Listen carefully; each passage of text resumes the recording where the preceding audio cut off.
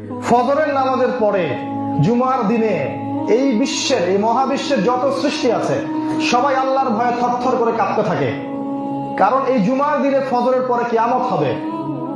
জুমার দিনে ফজরের পরে কিয়ামত হবে, কিয়ামত।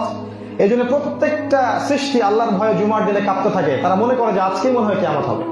আর ওই সময় তোমরা গান ছাড়ো। এই যুব সমাজ কি আল্লাহর পথে কখনো যুদ্ধ করতে পারবে?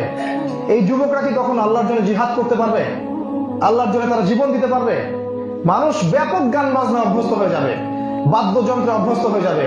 আর আমাদের নবীজি বলেছেন, একদিন সকালবেলা, ভালো করে শোনেন, একদিন সকালবেলা এই মাদকের সাথে সম্পৃক্ত ব্যক্তিরা, এই জেনার সাথে সম্পৃক্ত ব্যক্তিরা, আর এই যে বাদ্যযন্ত্র গান বাজনার সাথে সম্পৃক্ত ব্যক্তিরা, আল্লাহ পাক এদেরকে শুয়োর এবং বানর বানিয়ে দিবেন।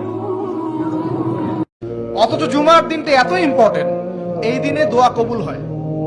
যে কোনো দোয়া আল্লাহর কাছে চাবেন, কবুল হবে। এই দিনে সূরা কাহাফ পড়তে হয়। এই দিনে তাড়াতাড়ি মসজিদে আসতে হয়, গোসল করে সুগন্ধি মেখে সুন্দর কাপড় পরে ইমামের কাছাকাছি এসে বসতে হয়। তাহলে প্রত্যেক কদমে 1 বছরের রোজা, 1 বছরের তাহাজ্জুদের নেকি হয়। ও আরশে আজিমের মালিক, আমি চাইলেই মুত্তাকি হইতে পারবো না, তুমি আমাকে একটু সাহায্য করো, তুমি আমাকে একটু রহমত করো, তুমি আমাকে অনুগ্রহ করো। তোমার কত বান্দা খারাপ মানুষ ছিল, তারা ভালো হয়ে গেছে। আল্লাহ তুমি আমাকে একটু